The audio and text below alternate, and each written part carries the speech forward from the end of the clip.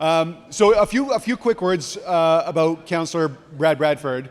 The first is that Brad is the architect of the Housing Action Plan. So this was a big series of bills that went through council last year that really, as far as I can tell, kick-started this process of starting to think about how we could introduce more housing types into our neighborhoods, how we could be a little bit more ambitious and maybe permissive with our planning rules to allow for more of the sort of development that we're talking about.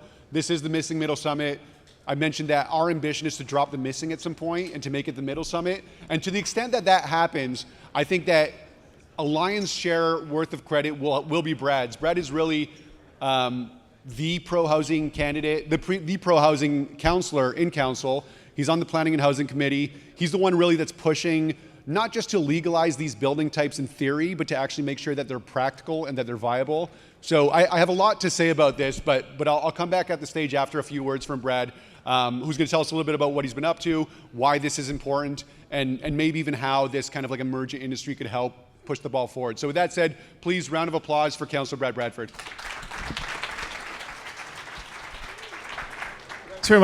Thanks very much, Chris, and congratulations.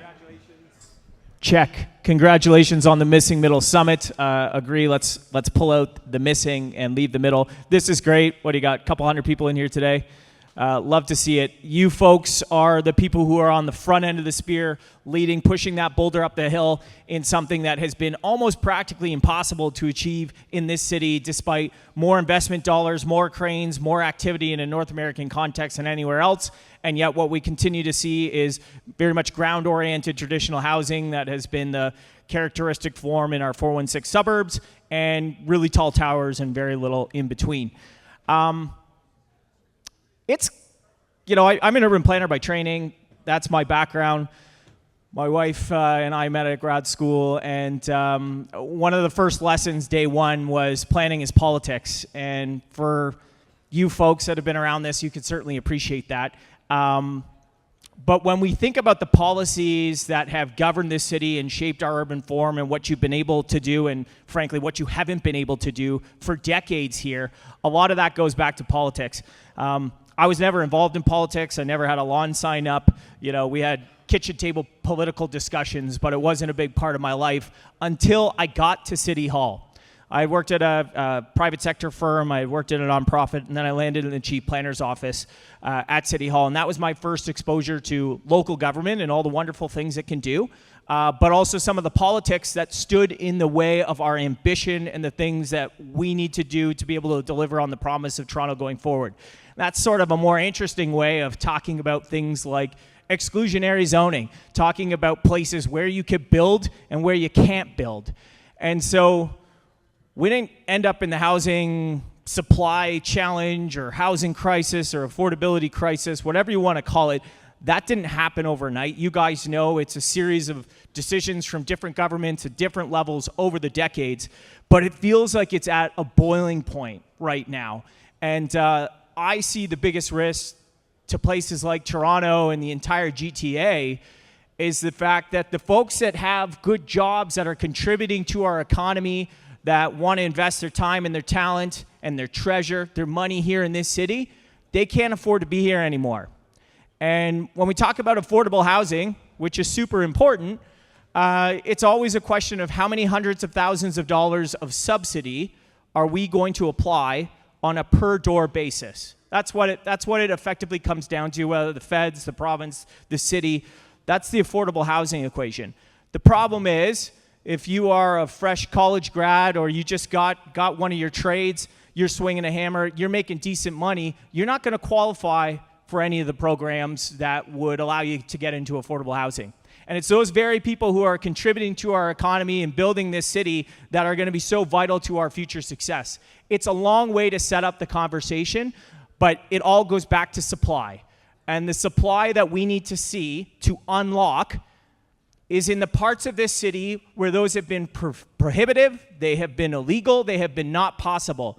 And whether or not you are able to secure the variances or, heaven forbid, a zoning bylaw amendment to get there, we put so many layers of policy, costs, and fees in the way that there is no way you would ever do it. And you look at the building stock and what we have, and that is how you arrive at the missing middle discussion. If I was to sum it up, I would do it that way. So recognizing the challenges that were in front of us, there was a brief period of time, I'm old enough to remember when I was the chair of planning and housing, and we were having this conversation with our previous mayor, and I think there was a lot of ambition to try and unlock some of this stuff. And that was the foundation of the Housing Action Plan, 20-some different things that we recognized needed to get underway to change the way we were going to build and grow here in Toronto. And you've seen some of the very beginning of that stuff with laneway houses and garden suites, and then what we're going to talk a little bit more about, major streets, that's in front of us actually very much today, and I'll have to rip back to council for two. But these are the unlocks, multiplex, these are the unlocks that are going to create pathways for you folks, again on the tip of the spear, to build and deliver the supply that the city desperately needs going forward.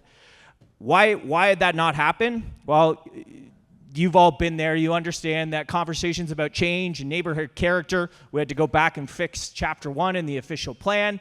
All of these things have been long-held entrenched forces, both within politics and also within my profession of planning. And I'm sure there's a bunch of planning folks here.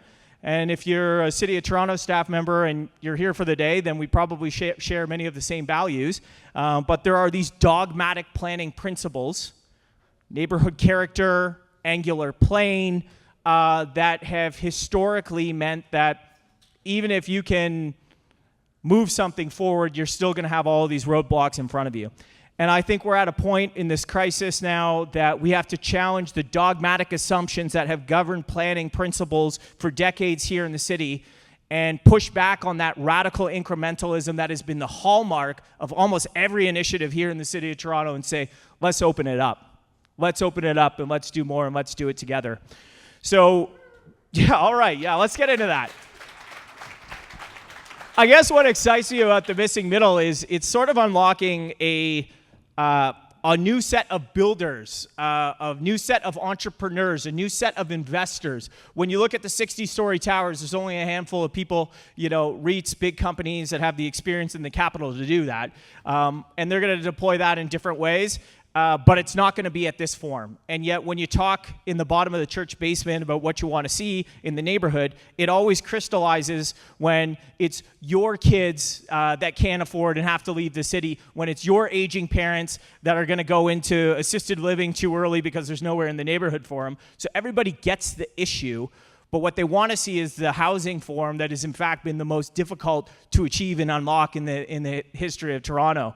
And so when something like major streets is in front of us, council right now, and by the way, not a slam dunk, not a home run, not necessarily a secured vote, we're going to get into it late into the evening tonight because it's been punted to after the members' motions, and I think we're going to try and do it under the cover of darkness.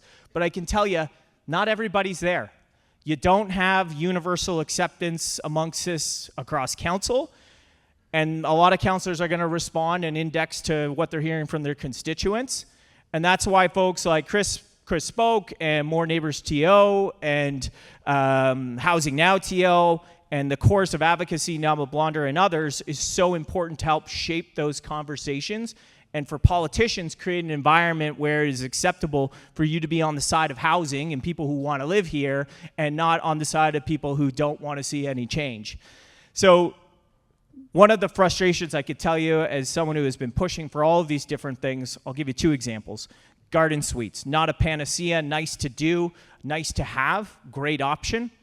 The original staff recommendations that come forward, of course, it's a boilerplate policy for all 640 square kilometers of the city, but we know the typologies are different. We know that the city looks different in different parts.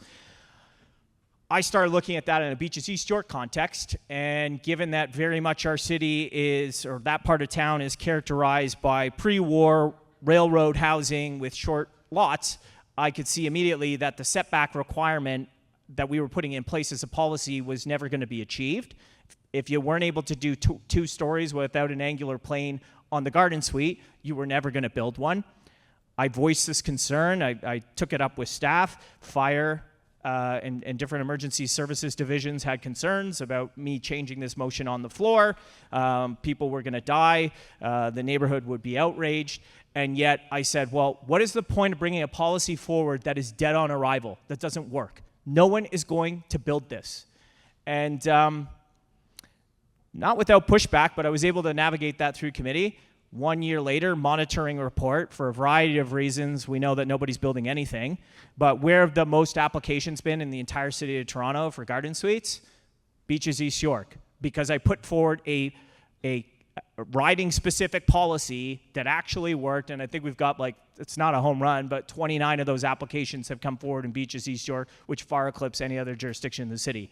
And that just speaks to the power of, like, when you talk to the people who are actually going to build the product, you can come up with policies that, guess what, you're actually going to build. And that's a segue into major streets. And I, just walking across the floor and into the room today, saw a number of you folks, and I want to thank you for your advocacy and your engagement at committee 2 weeks ago, because we had this conversation of the exact same thing, radical incrementalism, policies coming forward that are never going to be built, and I'm done voting for it. I'm done voting for this shit that is not going to be built. I'm done voting for things where you are going to have to apply for a litany of exemptions and committee of adjustment and variances, because that undermines what we're actually trying to do. If we say we want to see missing middle, if we say we want major streets 6 stories as of right, give me something that you can actually build as of right, where you're not going to waste time and money and energy in an arduous committee of adjustment process. So I'm talking about the 60-unit cap. Actually Chris was really helpful, and Nama and others, landing on a number that reflects the type G loading requirements and what you would actually come in for. In 60, if you were going to have any cap, 60 units is something that there's a lot more hurdles with respect to waste on the other side of 60 than underneath. But what did we start with? 30. And so you just start thinking about, all right, I'm on a major street, I'm assembling 2, 3, 4 sites to do this. Land costs are very high, construction costs, materials, all of that's expensive. If I can only do that on 30 units, it's not going to make sense. I'm going to be going in for a variance anyways. Harder to get a variance around unit cap numbers than it is for not doing type G loading requirements. And so we asked a lot of questions. We pushed back. I think it was annoying and maybe a bit obnoxious at committee, but the point was made. Staff write a new supplemental report, and the report recommendations in front of us today reflect that 60 units. Now, it's still not everything that we want or need. There's still tying amenity space to 30 units.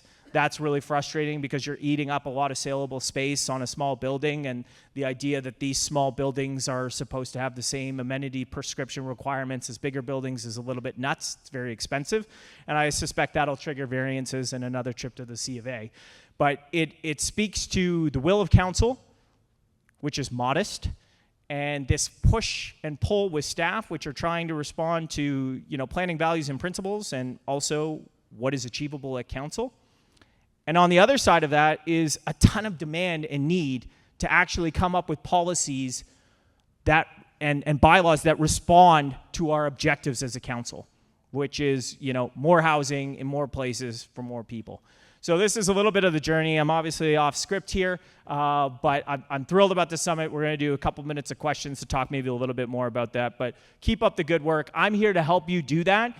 Bring your good ideas to me. We'll find a way through the political minutia and apparatus at City Hall, and we'll start building some of this stuff together. Thanks very much. Gotcha. All right. You know in Wolf of Wall Street when they go, one of us, like that? Brad's obviously one of us, right? This is really actually quite encouraging to hear.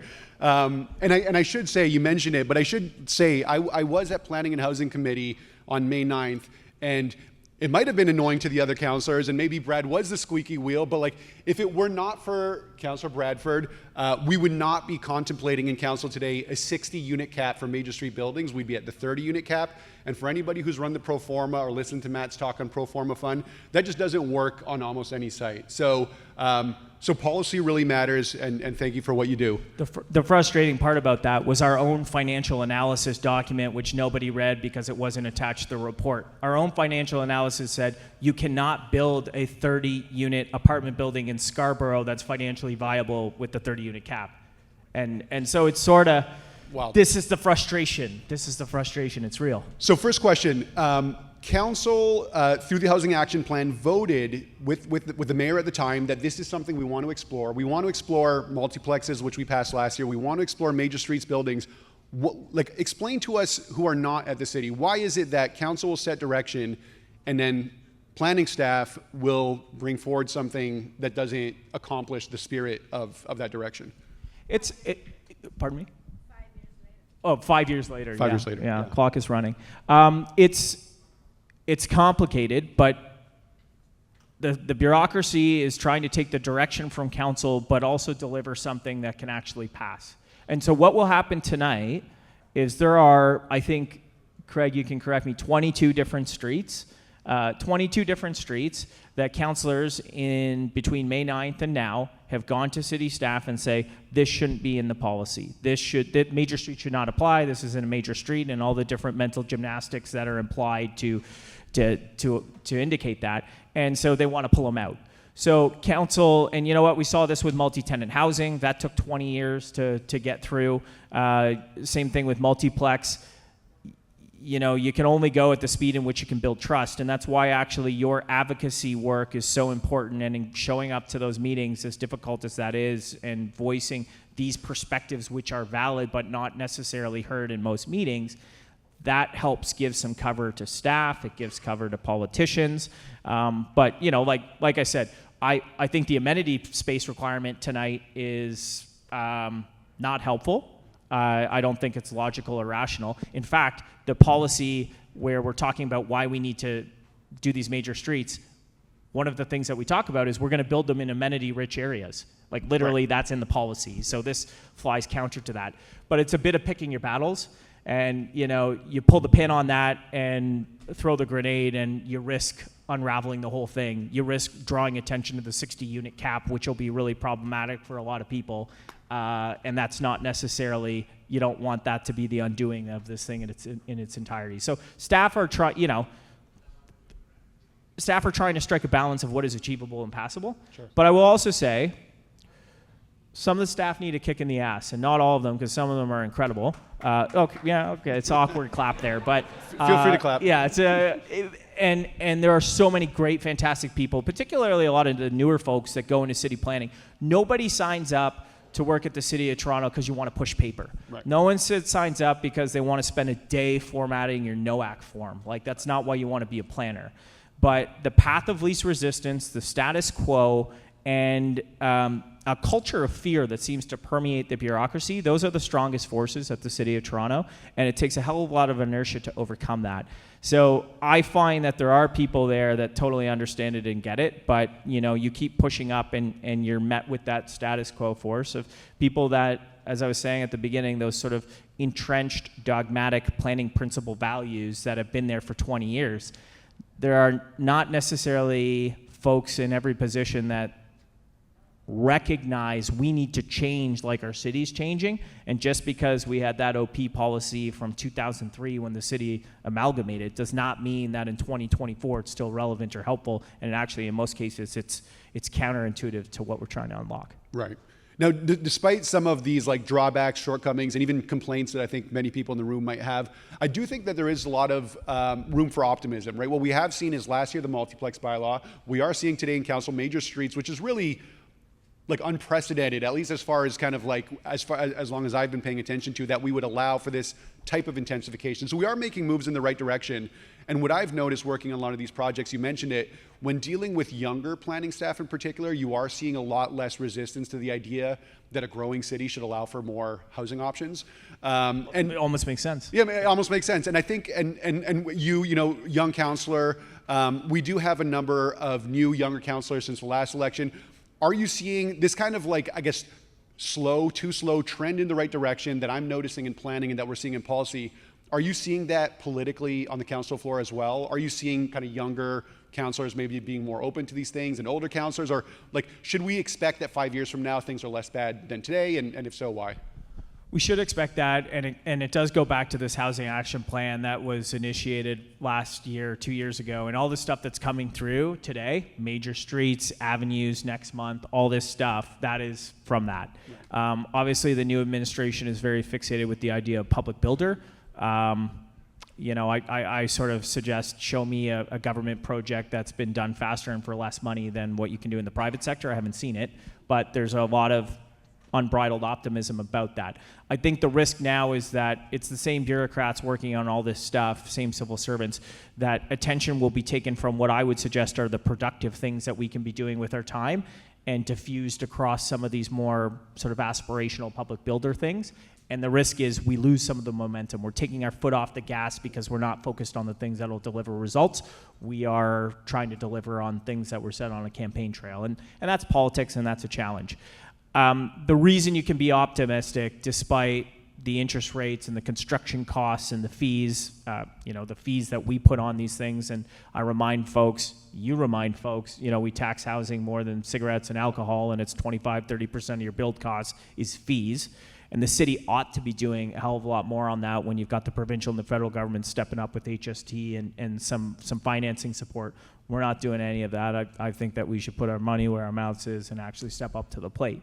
But these headwinds that we're facing right now are temporary, and we are working right now to, again, provide the unlock to do the things that when the economic climate improves, you're going to get those shovels in the ground and you're going to have a much clearer path to yes, to approval, to building than you did before. And I think that is something to be optimistic about. And to your point about how our conversations of housing are shifting, I was elected in 2018. I'm a 1986 model. It is my friends and colleagues that are getting screwed out of the housing market and being pushed out of the city. It's politicians that bought their houses 20 years ago and have had their mortgage paid off for 10 years that are saying, maybe you just want to rent a building.